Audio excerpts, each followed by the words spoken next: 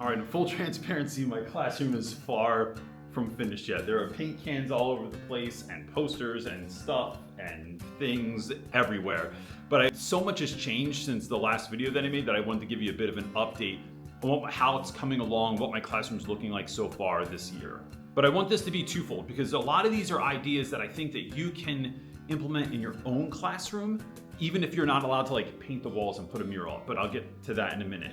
Because what I'm learning this year from going from Philadelphia, where I had access to every major store and an IKEA, now I am 5 hours from IKEA, an hour and a half from Target, and the only craft store in 100 miles is Hobby Lobby. But I'm not letting any of that stop me because I am trying to create a new look, a new vibe. I'm in a new area, I'm at a new school, I have new students, and in many ways I'm starting from scratch. So if you're feeling like you're in that same place, let's go. So my first tip here is like, when you get a new classroom, it can be very easy to feel like you have to keep all the stuff that's in it. And I don't. The first thing I want to do when I'm going into my classroom is I got rid of almost everything that I wasn't going to use. So there's a handful of things in here that I kept, like this table, for instance. I'm not going to keep this table. I don't really like the look of it. I don't like that wood grain color, that stain color that's on there. But it's been good to use for a workbench. So I taped a trash bag to the top of it so I didn't get anything on it, and then I'll move it out before the first day of school. But for right now, it's serving a purpose. However, there's a bunch of other stuff that I didn't want in my classroom, like desks that aren't all the same, extra tables, craft supplies. And there's a couple of different things you could do with this. One, our school actually, this is something I used to do, and I love that this new school already implemented it, is they put a table in the hallway. And it's just filled with free stuff. You have something in your classroom that you don't want, you don't need, you don't use anymore, you can go ahead and put it out on the table because maybe somebody else wants that decoration or they do want to read that book this year. The other thing I do is I want to interrupt this video for a quick word from our sponsor, which is me. Watching classroom tour videos is fun, but it can also fill you with anxiety because you have so much other stuff to do. So for that reason, I have made a number of resources that I wish existed when I started teaching to help you out. And the three that I think are the most useful to you right now are my classroom management blueprint, which is everything that I use from scripts to prompts to email templates. They're gonna help you both start the year strong and help you out when you have an emergency situation you're not sure what to do in class. I also created the teacher-student blueprint. Classrooms are built on relationships with students, with staff, and with parents. And this is a workbook of exactly how I connect with kids, how I take those connections and I build them into my classes and into my lessons, how I connect with parents, how I deal with angry parents, how I stop all of this from becoming like some kind of messy friendship, instead build it as a mentorship. And then if you need something more than this and something that's more directed, last year I did a new teacher boot camp. We've made that boot camp available again, and it's well over 2, maybe almost 3 hours of training on how to get ready for your first year of teaching. Or if you just need a little bit of newness in your year, it's there for you. It comes with all the resources that you will need and actually walks you through what my first and second day of school literally look like. The idea here is to give you back your time and your energy. Stop having bad dreams about starting the school year. Stop feeling that rush of anxiety and maybe give yourself the gift of starting the year off right. All of this is available in the description below. Now back to the video. I put it outside my door and hope someone takes it or that it just disappears. I find that if you just put things in the hallway, they tend to disappear. But if it's not too heavy, consider taking it to your local vintage store or your local thrift store. And because honest to God, in teaching, your trash is often somebody else's treasure. I know there's a lot of things in my classroom that someone got rid of and then I found them and I cherish them. Second idea here is to prep all of your surfaces. And so what I want to do is I like to keep all my whiteboards clean because, if you don't clean Expo marker off regularly, it's really hard to get off. But my kids love coming in and drawing on my board, so there goes that idea. The other thing is getting all of your bulletin boards, cleaning off all the old staples. I bring my kids in, or if you have students that are just happen to be in your school for football practice or something like that, having them come in and help you take all the old paper off, take all of the old staples out, take the staples and nails and screws out of your wall. If they are not yours, pull them out. I don't want to have to live with the effects of someone else's decisions that they made prior to me. So if it's not mine, I just prep it, get it ready. Then for my bulletin boards this year, I did two things I'm going to show you as I'm looking around. This is actually a better example over here. I don't ever have bulletin boards. I don't do bulletin boards. I never really like decorated bulletin boards in my school hallways or anything like that. I think they're cool, it's just not my jam. So I painted my bulletin boards because they were this kind of ugly brown color. So I painted them black. And then of course I found out like last week when I was on a live feed for the rules to engagement that people use like spandex material and it looks 100 times nicer. So maybe if that's an option and it's in your budget, that's the route that you should take. But I painted mine black. It took me a couple coats because this stuff's pretty porous. And then originally, if you saw my earlier post on Instagram, I put duct tape around this. That was a good idea in theory, but I came in the next day and a lot of it was just peeling off. So I guess that Hobby Lobby duct tape is good for some stuff, but not really for borders on your bulletin board. I do like the checker though. It's my homage to some of my favorite Vans of all time. And I'm not real sure what I'm gonna do with the bulletin board yet, but if you have some ideas, let me know. I'm not real into like, especially the 10th and 11th grade level, putting up student work. I don't find that has the ROI that it did when if you teach younger kids. So I'm not sure what I'm gonna use about these. But my other bulletin board, I found this composition paper, looks like an old composition notebook from Hobby Lobby. It was like a couple bucks and I really like it. And I got a ton of it for I think $10. I got like 2 big rolls of this or something. And then again, I had the duct tape. I bought this border from Amazon and I'll link all this stuff in the description below. So if there's anything here that you want, you can just go right to my Amazon store and find it. I'm gonna be honest though, this is fine. It was a lot. It was like 50 feet for like $5, but it's not my favorite. And I don't love that you can see the staples. I like details and I don't like that I can see the staples. And it's kind of flimsy, but it's good enough for what I'm using it for. I think this bulletin board, I'm actually gonna put my vocab up for each week. So if you've watched other videos, the way I do vocab is this week, you get a certain number of words. I'll keep those on one side. The next week, you'll get new words. You're still responsible for both sets of words. So that might be a place to just kind of keep that posted all the time. So the biggest change I made to my classroom so far is, like I said earlier, I painted the whole thing. And I know there are many of you, when I put up on Instagram that I was painting my classroom, I got tons of DMs from people and messages on Facebook saying like my admin would have a heart attack, my admin would freak out, I would lose my job, I would get fired, all this stuff. And here's the message I got from my admin when I put this, when they showed online that I actually started painting the mural, which I'm gonna show you in a second. And I don't show this to brag. I show this to show that there is a difference between leadership that says yes more and leadership that doesn't. I've had both. I've had leadership that I came in and asked for forgiveness over permission, did all the stuff that I did in my old school in West Philadelphia anyway, and then just hoped that I didn't get in trouble. But what I'm finding here is that I have an admin that, I'm not sure about sharing people's names yet or not, but like the woman who basically runs this show here told me I could do anything I wanted in my classroom. She said the school should not look like a hospital. And when I came here, it looked like a hospital. And I spent too many years working at a hospital. I want it to look fun. And so I've only gotten praise for all of this stuff. I tried to pick colors where this is a darker, it's like not quite a black, it's almost a dark charcoal sort of color, because I'm going to do another mural over here that says you belong everywhere. That's getting worked on today. And I wanted that mural that's gonna be just white to really pop and contrast against that charcoal color. I'm also going for this kind of moody cowboy look on this wall because I'm getting a leather couch also that I just got for free, and I'll talk about that in a minute. And some smart aleck in the comments on another video said, what are you trying to do? Make this like a man cave? No, bro, I'm just trying to make it a cool spot to hang out. So you don't have to like it, but I do. For the rest of the room, we went with this blue color. It's pretty close to school colors. The blue and gold are the school colors. So I wanted to pick up off of that. And again, my hope is that when I start like hanging stuff in the room, putting up art, putting up posters and things like that, my child called in the middle of that moment and I'm not sure what I was talking about. I think it was artwork, but if I'm right, then what I was talking about was when I start putting pieces up, what I want them to do is really pop against the color of the wall so that I'm not having something that's matching, but something rather that is like contrasting what's going up there. So the next insane thing that I did was a wall mural. And here's why I did this. First, I will say yellow is not my favorite color. That's not why I picked this. I picked it because it was the school's colors. And this serves a couple of purposes. One, To be honest, it's an homage to Philadelphia. Philadelphia has more murals than any other place that I know of in the world. And so having a mural felt like a little bit of a throwback to my time in Philly. The other thing that I really want to always do in my classroom, and I did the same thing in Philadelphia, was to have I want my students to come in and see themselves in the classroom in some way, shape, or form. I want them and their community represented.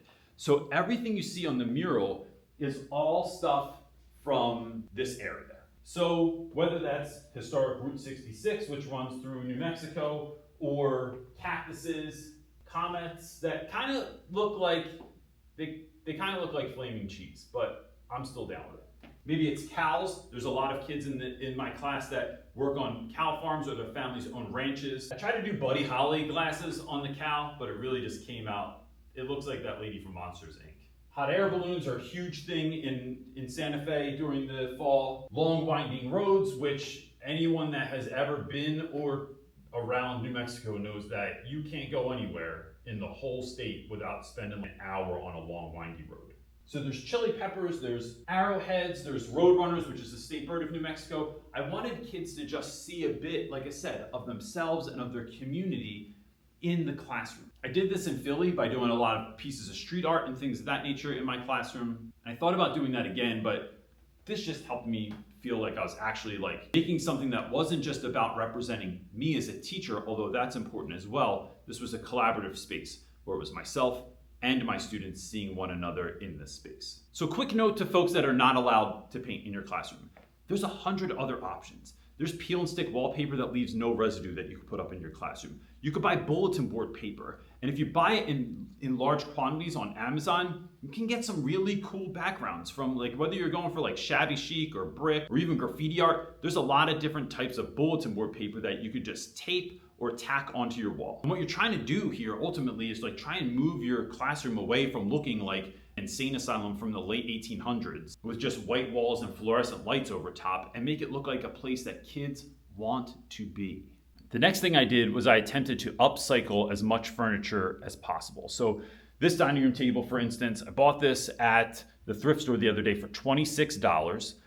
And it's a regular dining room table, it's solid oak, but it was painted this horrible blue color. So I bought it, took it home, peeled the paint from the top of it, sanded it, and then put a bunch of coats of polyurethane on it. And I could not be happier with how it came out. I then painted the bottoms black, the same color I'm going to show you that I did on these bookshelves over here. And it came out nice. It's something that I'm going to use for projects for kids to work on things collaboratively. I don't have money for chairs right now, and I haven't found anything that I like. So I have these metal stools that someone gave me years ago that a viewer on YouTube that was watching heard me say that I needed stools. They shipped them to my classroom, and so we're going to use these stools for now. But I'd rather have a set of 6 chairs going around that are cool and match the aesthetic of the room as well. So speaking of upcycling, I also did these bookshelves right here. I got these bookshelves that were this color of this wood all around, which are fine, but I wanted to make them match everything else. So I painted the outside the same color black that I did the legs on the dining room table, and then I left the inside this color. My goal eventually is to get lights on the inside so that they are going to reflect down on whatever stuff I have on here or whatever books are in here. And the top actually acts as a place where I can put stuff. I don't know that all this stuff is going to stay here, but it is there too. Oh, fun fact, Hobby Lobby clearance area, the broken stuff, I found this dinosaur lamp, and I don't know if it works yet, but I hope it does, because it would be fun to have a dinosaur lamp. I also bought an end table from the thrift store for $8. I did the same thing, painted the bottom. I think this thing was 100 years old. How do I know? Because it's put together with flathead screws. And anyone that knows anything about woodworking knows that no one's used a flathead screw since the 50s. So I took off the top, sanded the top. It's just plywood, which I like that look. I polyurethaned the plywood, painted the bottom the same black that I did the shelves back here and the dining room table. And I have an end table for $8 and some paint that I already had. All right, I have 2 more things I'm really excited about that I want to show you. So every classroom in the school, let me see if we can actually make this like this. Every classroom in the high school that you walk in and the desks, the doors right over here behind where you're viewing me from, they're all set up with this as the front of the classroom. Now, Jesse Cole, the owner of the Savannah Banana, says that whatever's normal, do the exact opposite. So I'm going with that in mind. I'm going to instead make this board over here the front of my classroom. My hope and what I'm thinking this is going to allow me to do is have a handful of desks, which my dream would be to move away from desks completely and just have sort of like open seating for students. But for budgetary reasons, mostly because I just don't have enough seats and I haven't been able to find enough stuff on Facebook Marketplace yet, I am going to use desks at least in the beginning of the year until I can build out the rest of the classroom. So I have a handful of desks that are facing this way towards this whiteboard. When students come in, I will use the projector to project the daily agenda, and I'll have a video showing all this when it's done too. But having the daily agenda over here on this wall, which is the same thing I use every day. That's the one that has like your date and your pre-class, and here's all the things we're doing today with the amount of time each one's gonna take and all that sort of stuff. So when you come in, you already see what you need to be doing and what we're doing today. I can then use my Vibe board to do things like games, show videos, have interactive slides, things of that nature, like have a workstation on the Vibe board, but my agenda is still up. And you know, you could just write your agenda on your wall or on your board. The only problem with that is that I have to redo it every day instead of just keeping them saved so that from year to year, I have those very basic Google Slides saved in my drive so I don't have to recreate the wheel every year. It's just that one more thing that I don't have to do every day. And then with that happening, that allows me to use this board as still a regular whiteboard. I can still write on it, I can have students working on it, it could be a learning center or something of that nature, but it's allowing me to use like this whole situation in the front for learning and for organization. And I think that's gonna work for me. And plus, like I said, I want kids to walk in and not just the decor, but even the seating arrangement be different than what they might expect in other classes. This is not by any means, ever, of like me versus other people kind of a moment, but what I'm doing is trying to leverage what folks aren't doing to help make my class different and stand out on its own. So that's it. Some things that are coming. So here's what I'm working on today and before Meet the Parents Night. I have a couple of really fun ideas. We'll just walk around like this. The first one is between these two bookshelves, I'm going to get a couch. There's a local children's home that just got new couches donated to them. I went over there for dinner one night because some of my students were living there and I saw the couch. They said that it was available. So I asked if I could have it for my classroom. And they just said, yeah, you could either have it for free or make a small donation. So I'm going to pick that up today as long as I can find a truck to get it in. But it's a nice big leather couch that I can put in the back of my room so that when students are sitting there, they can still see the board if we're working on anything. I also am waiting. I bought this rug. I got it at Hobby Lobby. It's 50% off.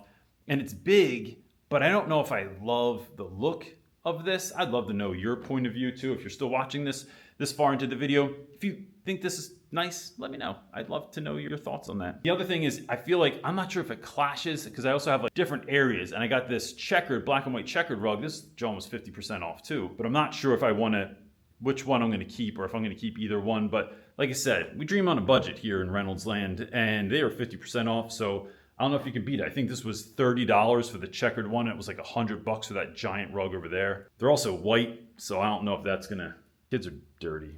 I don't know if that's gonna last well.